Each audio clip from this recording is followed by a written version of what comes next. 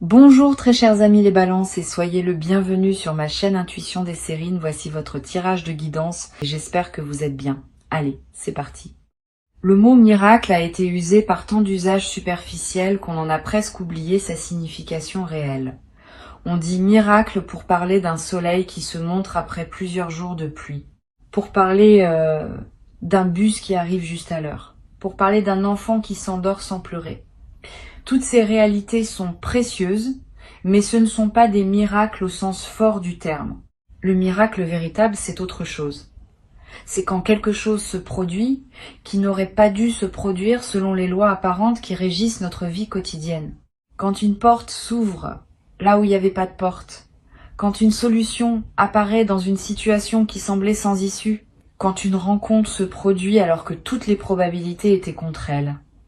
C'est de cette catégorie-là que je veux te parler.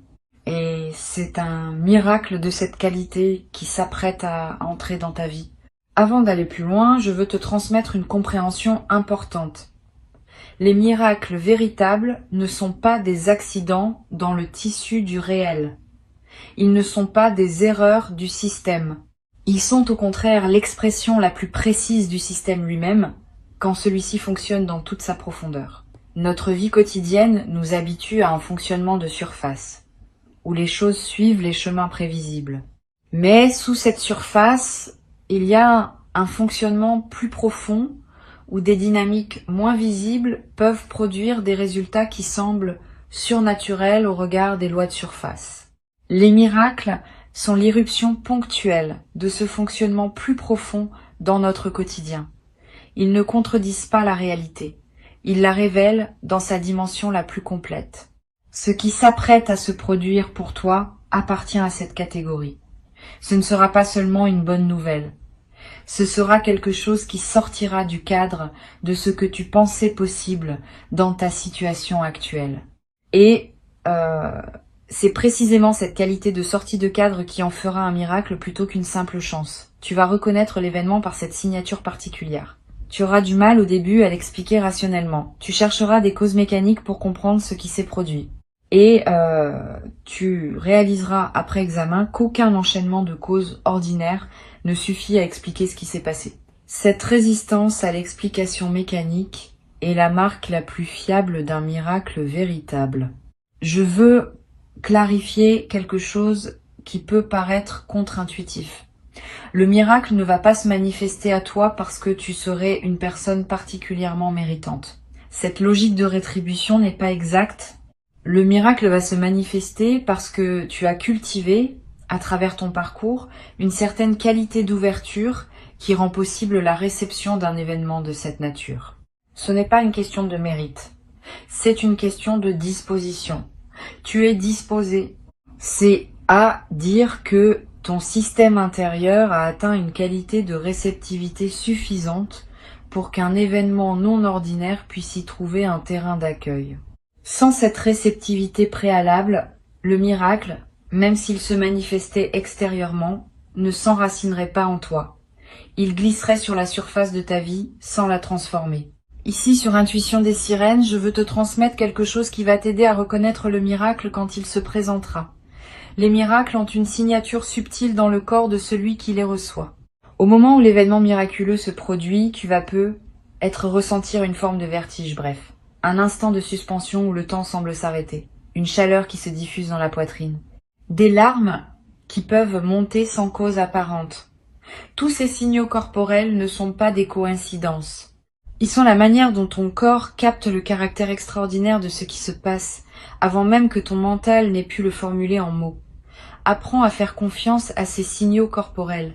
Ils sont plus rapides et plus fiables que les analyses que tu pourrais faire après coup. Je veux te parler de ce qui se passe juste avant qu'un miracle se manifeste. Souvent, il y a une période de calme inhabituelle qui précède immédiatement l'événement, comme si le monde s'apaisait pour préparer le passage de ce qui va arriver. Tu vas ressentir dans les heures ou les jours qui précèdent une qualité de tranquillité qui te paraîtra étrangère à ta situation ordinaire. Si tu remarques cette tranquillité préalable, n'essaye pas de la dissiper en remplissant ton temps d'activité. Habite-la.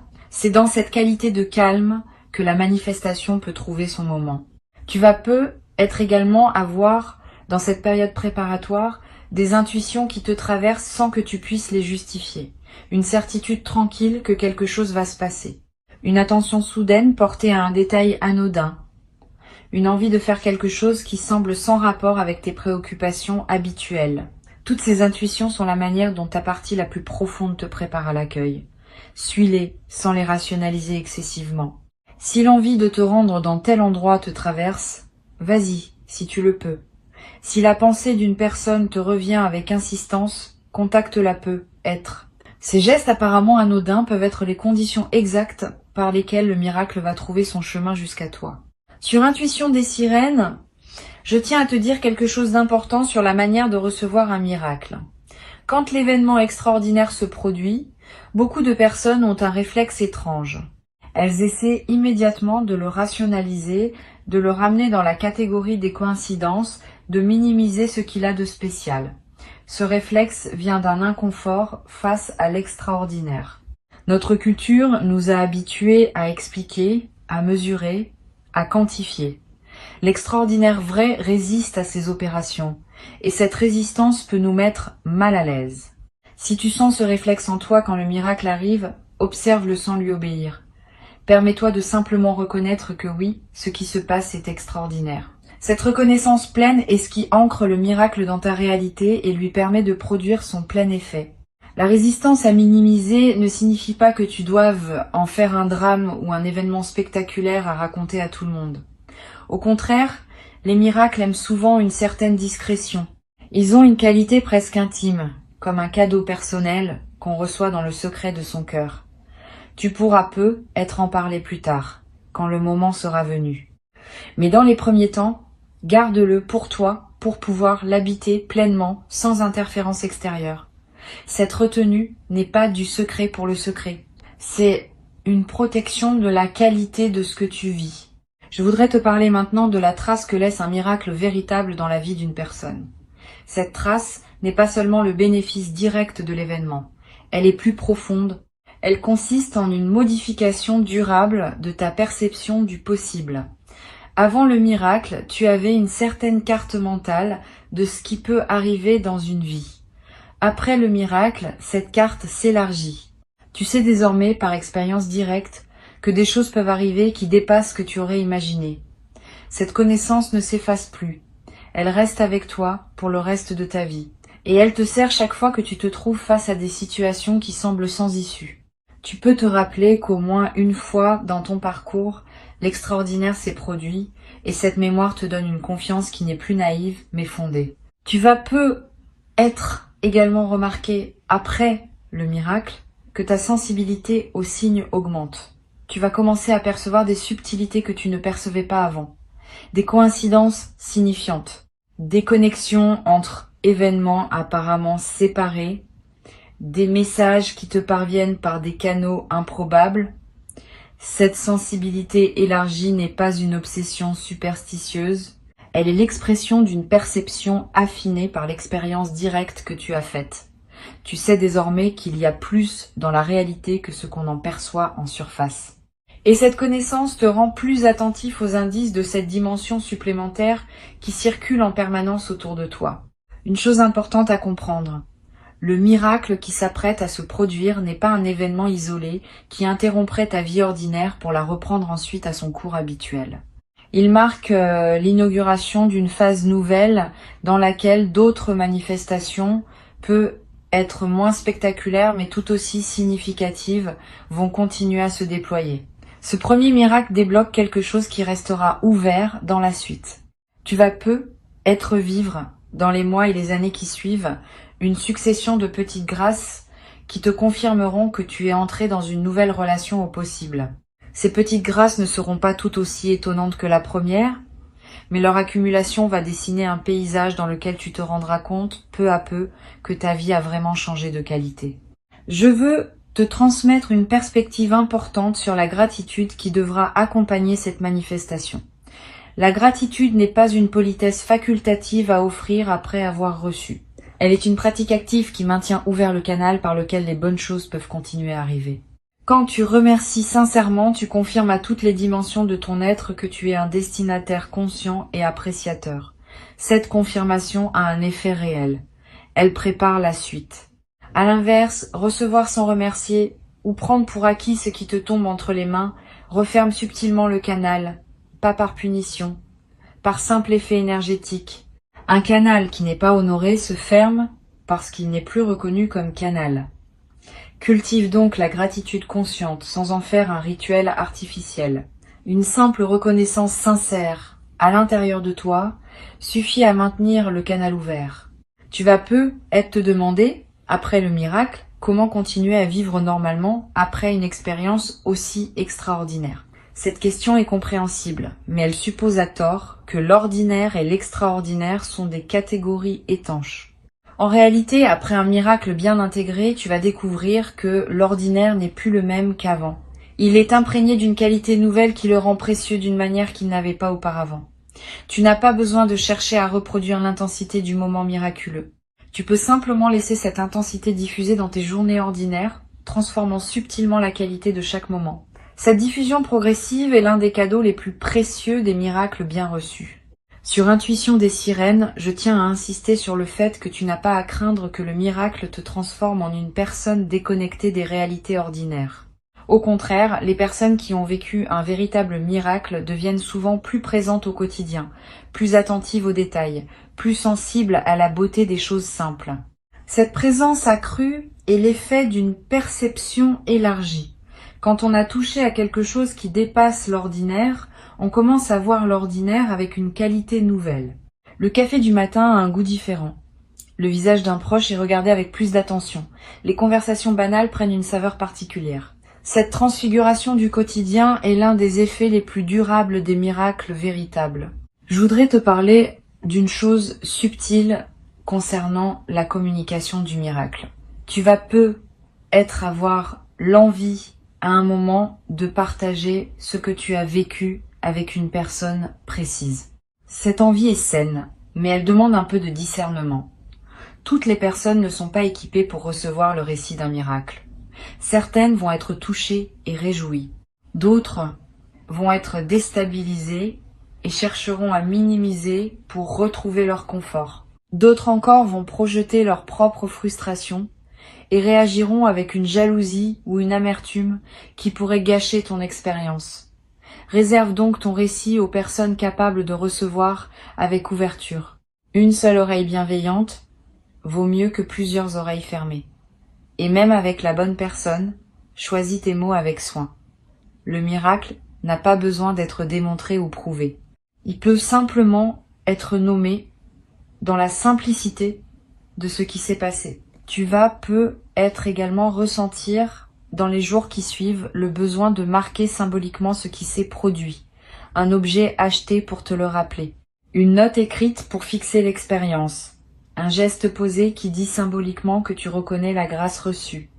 Ces gestes de marquage ne sont pas accessoires. Ils ancrent l'événement dans ta réalité concrète et créent des points de référence auxquels tu pourras revenir mentalement. Plus tard, dans des moments où tu auras besoin de te rappeler que des choses extraordinaires peuvent arriver, ces marqueurs te serviront de porte vers la mémoire vive de ce que tu as vécu. Une dimension importante, à laquelle tu peux être attentif, concerne la manière dont le miracle va modifier ta perception de ton propre passé. Tu vas peut-être commencer à relire mentalement certains épisodes de ta vie sous un nouveau jour. Des moments qui semblaient absurdes vont prendre du sens. Des détours apparemment inutiles vont apparaître comme des préparations nécessaires. Des rencontres dont tu n'avais pas saisi la portée vont révéler leur place dans le tissu plus large de ton parcours. Cette relecture rétrospective n'est pas une rumination, c'est une réintégration. Elle te permet de faire la paix avec des aspects de ton passé qui te dérangeaient encore, en les replaçant dans une cohérence plus vaste qui n'apparaissait pas au moment où tu les vivais. Cette réintégration du passé libère une énergie considérable. Beaucoup de personnes traversent leur vie en portant le poids d'épisodes qui leur semblaient sans signification, ou injustes, ou absurdes. Quand un miracle survient et qu'il révèle une cohérence plus large, ces épisodes anciens reprennent leur place dans une trame qui leur donne sens. Et cette mise en sens libère l'énergie qui était utilisée pour porter le poids du non-sens. Tu vas peut-être ressentir dans les semaines qui suivent une légèreté nouvelle, une vitalité retrouvée. Cette transformation énergétique est l'un des effets les plus pratiques des miracles bien intégrés. Je veux te parler du rôle particulier que peut jouer le silence dans la période qui suit le miracle. Tu vas peut-être avoir besoin pendant quelques jours ou quelques semaines de plus de silence que d'habitude, moins de musique de fond, moins de conversations futiles, moins de bruit ambiant en général. Ce besoin de silence n'est pas un retrait du monde. C'est une nécessité d'intégration. Le silence permet à ce qui s'est passé de descendre dans les couches plus profondes de ton être. Honore ce besoin si tu le ressens. Aménage des plages de silence dans tes journées. Ces plages ne sont pas du temps perdu. Elles sont parmi les plus précieuses de cette période d'intégration. Tu vas peut-être également remarquer une qualité différente dans ton sommeil après le miracle. Plus profond peut être parce qu'une vigilance ancienne s'est relâchée, ou plus actif, avec des rêves plus présents qui prolongent l'intégration pendant la nuit. Les deux variantes sont normales. Si tu fais des rêves marquants, note-les si tu peux. Ils contiennent souvent des indications précieuses sur la suite à donner à ce que tu vis. Tu n'as pas besoin de les analyser intellectuellement. Le simple fait de les capturer leur donne un poids dans ta mémoire consciente, et tu pourras revenir à eux plus tard avec un éclairage nouveau. Une chose précieuse que tu vas développer après cette traversée est une nouvelle qualité de confiance dans la vie. Pas une confiance naïve qui ignore les difficultés. Une confiance fondée sur l'expérience directe que tu as faite. Tu sais désormais par toi-même que la vie peut surprendre. Que des choses peuvent arriver qui dépassent ce qu'on aurait osé espérer. Cette connaissance corporelle est plus solide que toute conviction intellectuelle. Elle t'accompagnera désormais dans toutes les phases de ton existence, te donnant une sérénité de fond même dans les moments de défi. Tu vas avoir à certains moments dans les semaines qui suivent l'envie de témoigner discrètement à des personnes qui traversent des moments difficiles. Tu pourras leur dire, sans grand discours, que des choses extraordinaires peuvent encore se produire.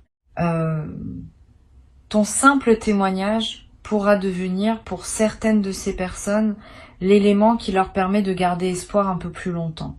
Tu deviendras à ton tour l'un de ces témoins du possible qui circulent dans le monde et qui maintiennent vivante l'idée que tout n'est pas figé d'avance. Ce rôle, sans en faire une mission grandiose, ajoutera une dimension de service silencieux à ta vie quotidienne. Sur cette chaîne, j'aime souligner que les miracles sont rarement des événements isolés. Ils ouvrent une porte qui reste ouverte. Et derrière cette porte, d'autres possibilités se déploient progressivement. Sois donc attentif à ce qui suit. Ne pense pas que tout se joue dans le moment central. Le moment central est l'inauguration.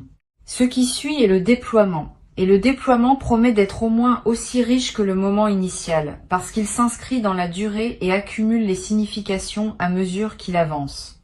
Cette continuité après l'événement est ce qui distingue les miracles véritables des éclats ponctuels qui ne laissent pas de traces durables. Je veux te transmettre une perspective importante sur l'humilité qui peut accompagner cette expérience. Pas une humilité diminuante qui te rabaisserait. Une humilité au sens vrai, qui consiste à reconnaître qu'on participe à des dynamiques qui nous dépassent. Tu n'es pas l'auteur du miracle. Tu en es le destinataire et le co-créateur, dans la mesure où ton ouverture a permis qu'il se produise, mais quelque chose de plus large que toi a orchestré ce qui se passe. Cette reconnaissance d'une dimension qui dépasse ton seul effort personnel est ce qu'on peut appeler humilité dans le sens le plus juste du terme. Elle te garde connecté à une trame plus grande que ta seule existence individuelle. Tu vas être éprouvé à certains moments une émotion difficile à nommer. Un mélange de joie, d'humilité, de gratitude, de presque révérence. Cette émotion mixte est typique des expériences qui touchent à des dimensions profondes. Permets-toi de la vivre sans chercher à la simplifier. Sa complexité est précieuse. Elle te connecte à des dimensions de ta sensibilité, qui restent souvent inaccessibles dans la vie ordinaire. Et cette connexion à ta sensibilité profonde est elle-même l'un des cadeaux secondaires de ce qui s'apprête à se vivre. Je voudrais te parler d'une dimension qui peut surprendre. Le miracle qui s'approche n'est pas seulement pour toi. Il est aussi pour les personnes qui t'entourent, indirectement. Quand quelqu'un dans un cercle social vit une expérience qui élargit sa perception du possible, cela rayonne sur les autres. Pas immédiatement de manière visible, mais subtilement. Les personnes proches de toi vont sentir, sans toujours pouvoir le nommer, que quelque chose a changé dans ta présence. Et ce changement va influencer, à sa manière modeste, leur propre perception du possible dans leur vie. Tu es donc en train de devenir, sans le décider, un agent de transformation collective. Cette dimension élargie de ce que tu vis donne du sens à l'expérience au-delà de ton seul parcours personnel.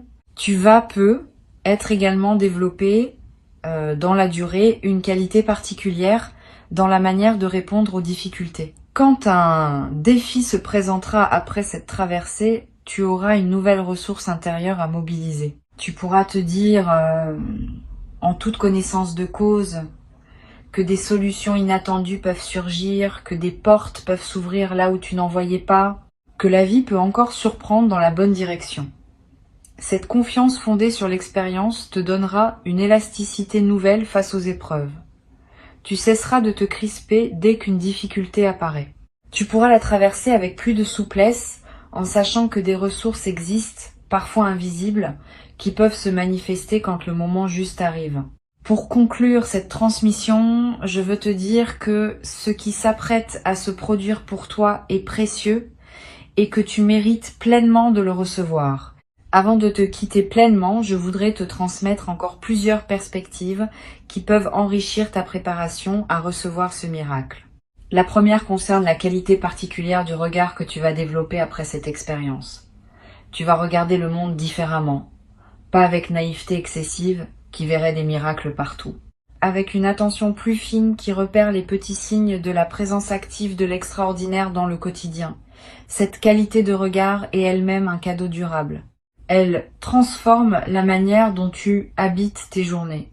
Tu cesses de fonctionner en mode automatique. Tu commences à voir vraiment ce qui t'entoure, avec ses dimensions visibles et ses dimensions plus subtiles. Cette perception élargie est l'un des effets les plus précieux des miracles bien intégrés. Une deuxième perspective importante. Le miracle qui s'approche va également affecter ta capacité à recevoir d'autres formes de grâce dans ta vie.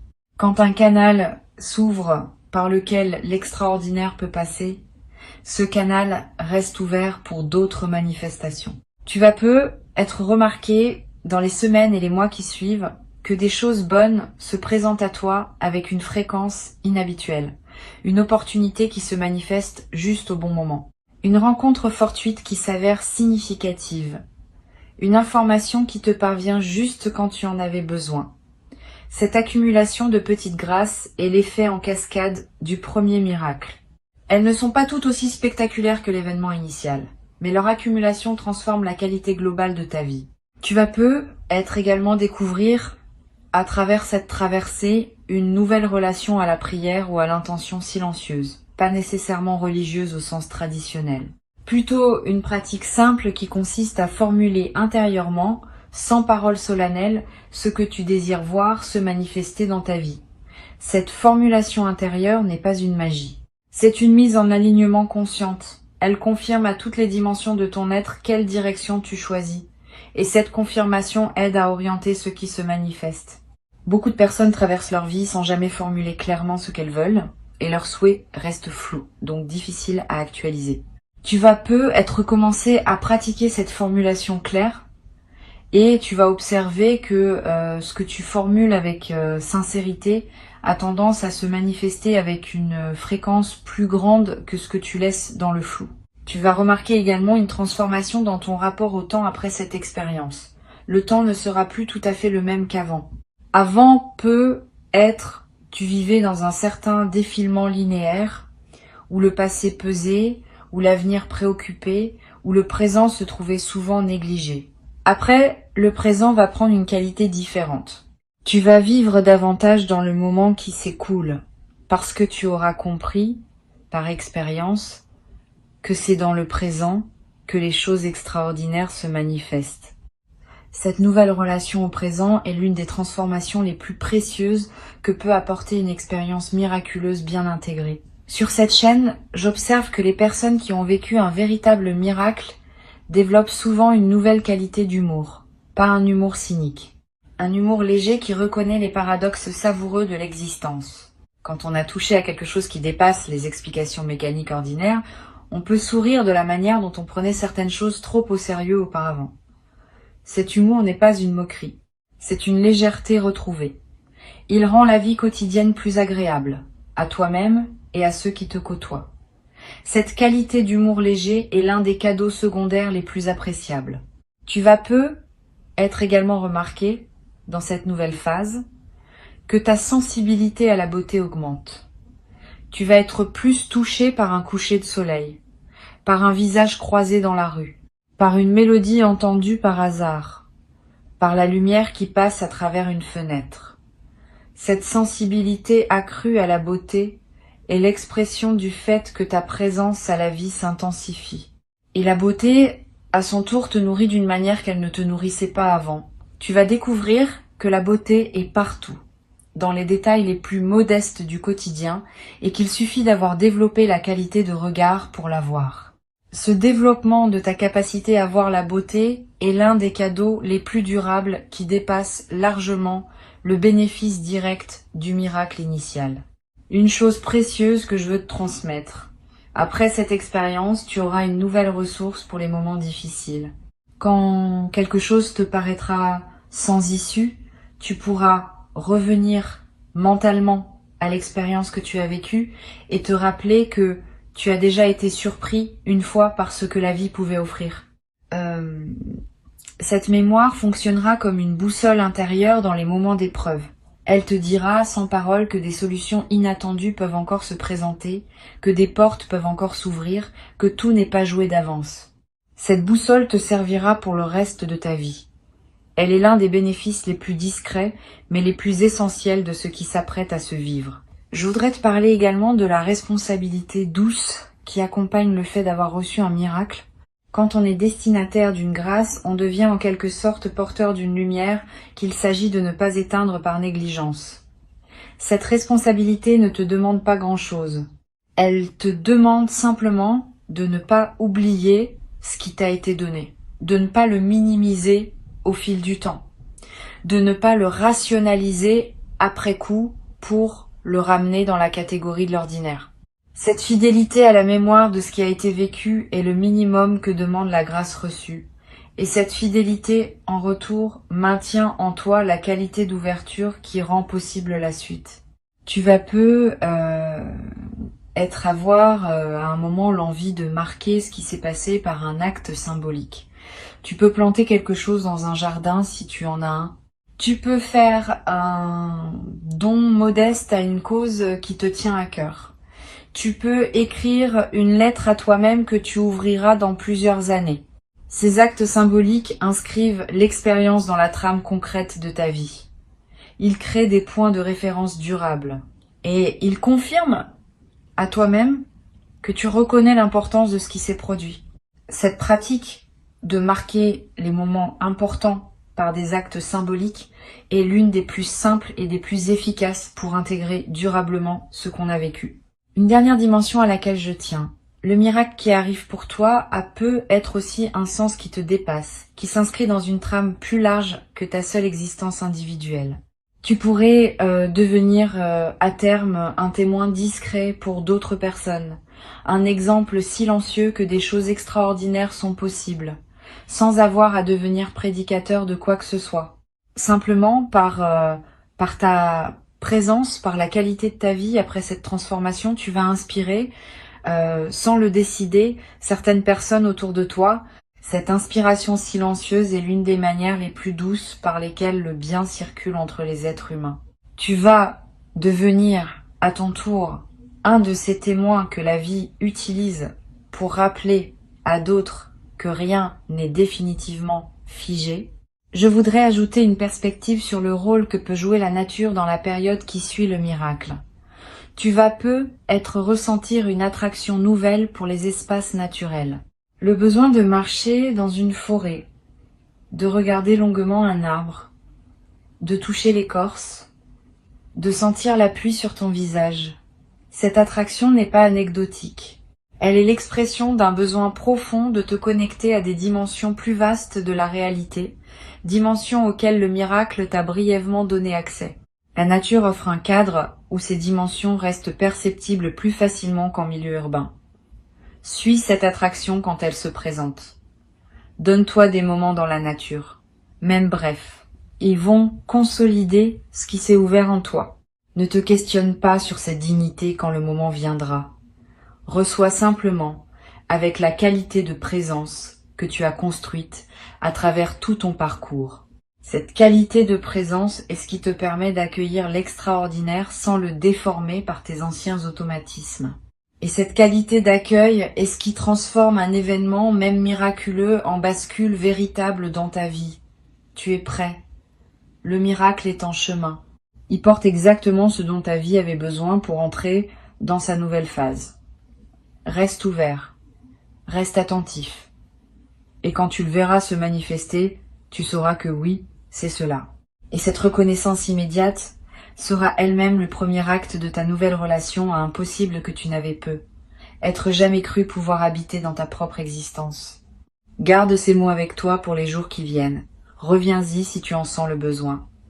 Et avance avec confiance dans la direction de ce qui se prépare maintenant pour toi.